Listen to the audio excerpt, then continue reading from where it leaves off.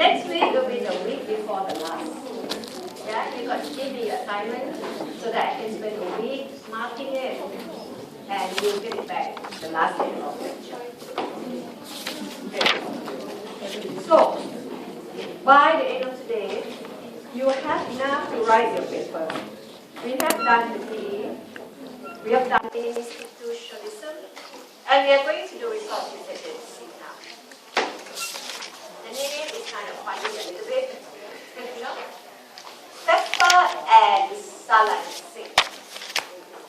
Yeah, is the name of the theory. The external control of organization and resource dependency perspective. Yeah. If you don't try to remember all the details, these theories are in itself very easy to understand. Yeah? The population ecology focuses on ecology. Yeah? The institutionalism look at the institution. You know institution? Now, if you know institution, it has about, that's a structural thing. That's also the norm that dictates institution. Yeah? But if you remember the word of the book, the name of the book, organizations, is myth and ceremony. It's about the norm. It's about legitimacy. So this perspective is about resource. Organizations depend on resource. Yeah? So whatever organizations do is all about control of resource and avoiding dependency. That's what it is. So, if you are going to create an organization like a biotech firm, or to create educational institutions like SIM, it has to do with being control of resource. Okay, and we're going to look at what are the resources. And also, to avoid dependency on others for resources. Because if you depend on other people for resources, and by resources they mean you, human resources, but all the physical facilities and all that. You have to be controlled. You have to cut down dependency. Because if you depend too much on other companies or other organizations for resources, they dictate how your organization should run, whether you be successful or not. So, in order to be more self-determinant, you have to cut down dependency. Yeah? And that is what this perspective is all about.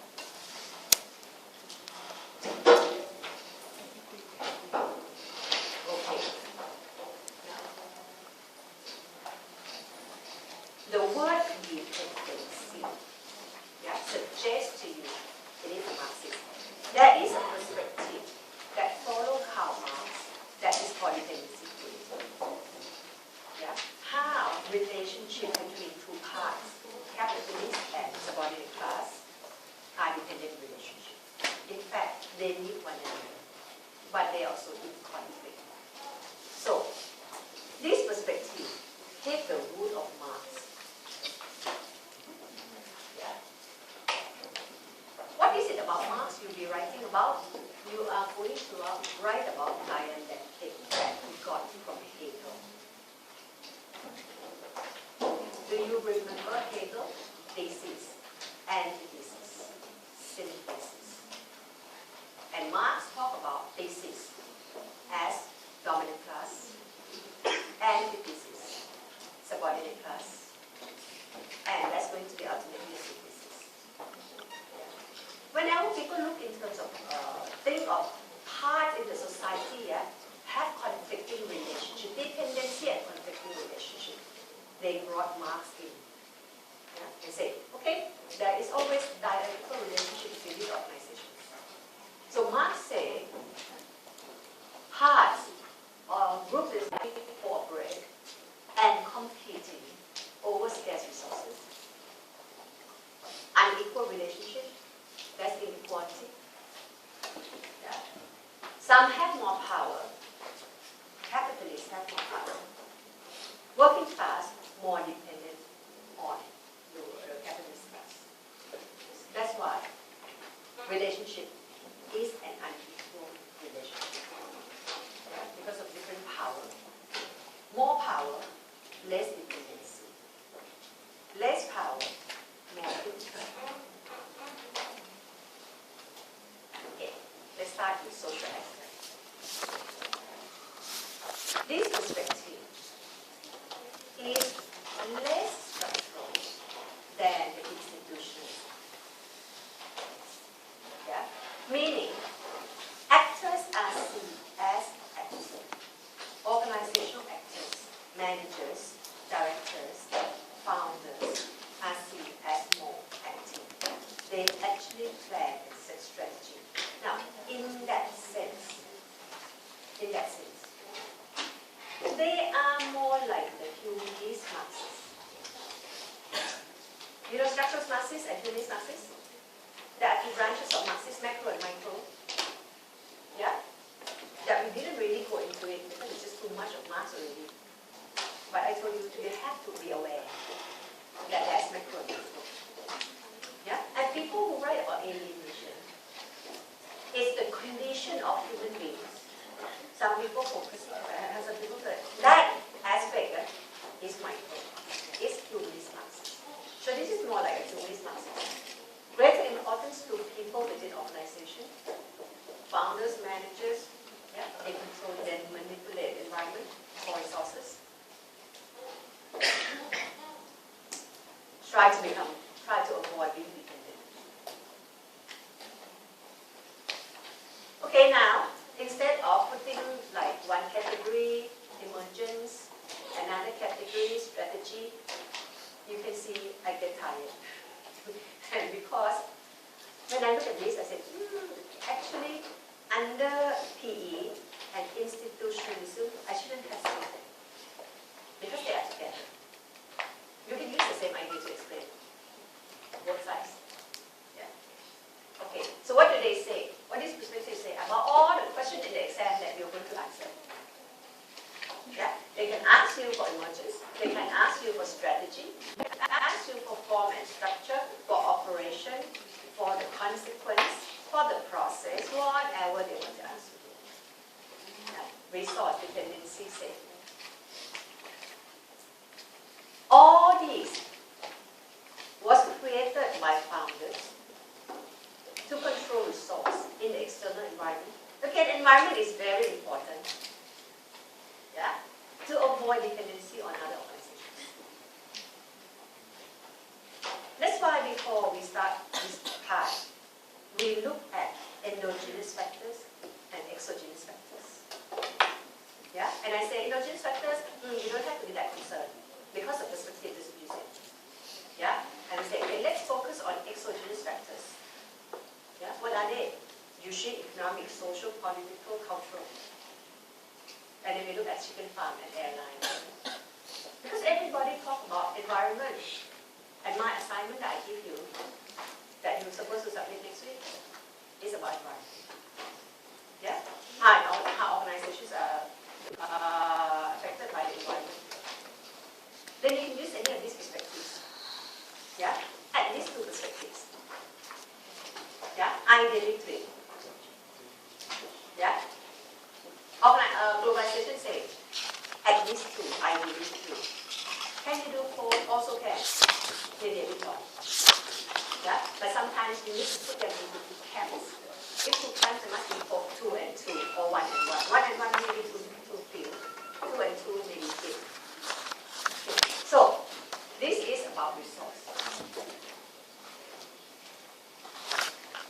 What do you mean by resource? Resource is actually very general, you know. Aldrich said, it's about budget, physical facilities. Yeah, physical facilities, all these tables share all the factories, machines, you know, that organization has to use, all the computers, you know, those are all physical facilities. And also positions and allies. Right?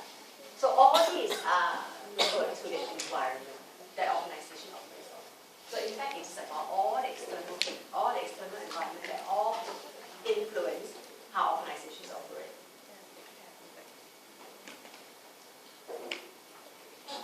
Resource originate from the environment, yeah.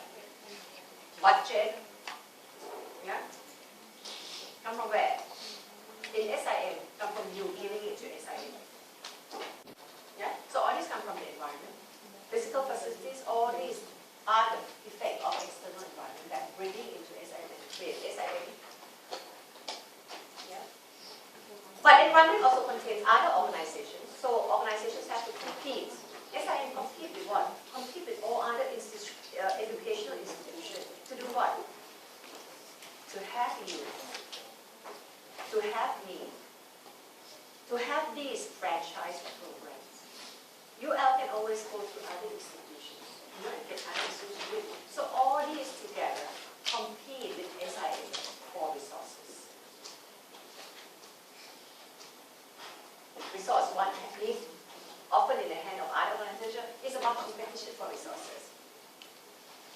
So founders, the individuals within SIM have to plan strategy, in order to bring resources in and to avoid dependence on other institutions.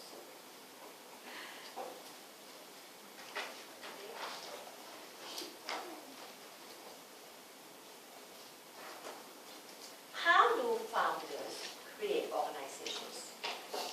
How do founders create organizations? Okay, avoidance. Let me use the same example, biotech. To start biotech, but high-core biotech won't be easy. Especially if people don't quite understand what they do. This perspective says one way to do it is called avoidance. This one sounds very similar to what we did just now. Avoidance.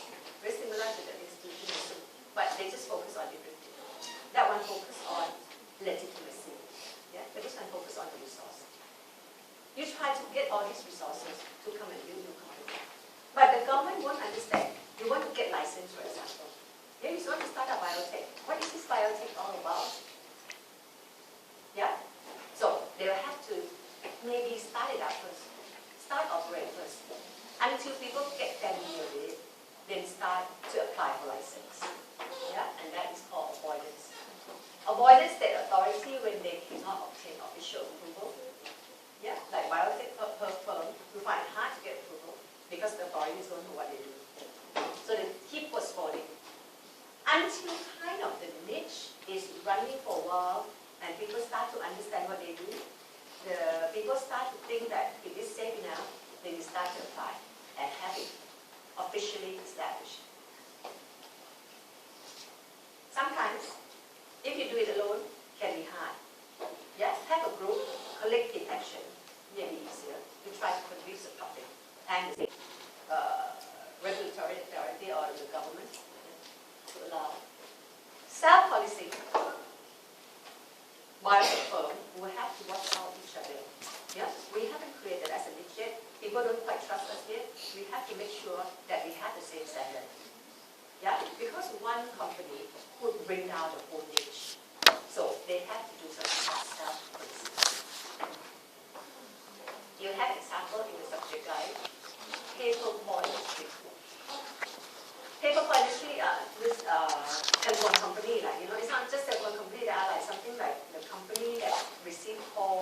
Sometimes you have problem with calling them and you pay them per call. This is called paper industry. And somewhere around, I can't remember which period, it is like a niche called paper industry. But some companies started to cheat people with calling. And it seemed to affect the whole operation. So they have to watch out each other. Then they set up self-policing to watch out those unscrupulous companies and keep them to have the same standard. So self-policing. Political actions, PR, also important. Biotech firm with approval from FDA. Okay, having gone through this, it's very boring, and I don't think you're going to use it. Because this is in fact what things that they say. But to say it really followed the key to resource dependency, not exactly. What followed the logic of resource dependency, even though Pfeffer and Saladin talk about all this, it's very hard to connect. What is easy to connect is this. And he would probably write something like this. Now, what you do is vertical integration. Yeah? Companies compete for resources, right? How to reduce dependency? Integrate. Vertical integration means take control on key organizations up and down the supply chain. You need them. Okay? You are SIA. Yeah? You need Boeing. Yeah, Boeing. You know, aircraft manufacturer. You also need airport. Yeah? If you buy Boeing, buy airport, that is vertical integration. Yeah? And they did. SIA did buy, not Boeing, but buy. Have 80% shares in SATs. Yeah? Singapore Airport Authority. Airport Terminal Service. Yeah? This is what we call vertical integration. Because SIA depends on the airport. Yeah? It needs the airport to land, to fly off. To cut dependency on the airport, take over 80%. Vertical integration. Or horizontal integration is when you buy over your competitors. Not up and down, but the same kind of companies, you buy them. Yeah, so that you reduce the competitors. You have more control of resources. Yeah? Then, if SIA didn't buy over anything, I have a lot of other examples for you. All these are my examples for you. Yeah? 2 years ago, Heineken by F&N.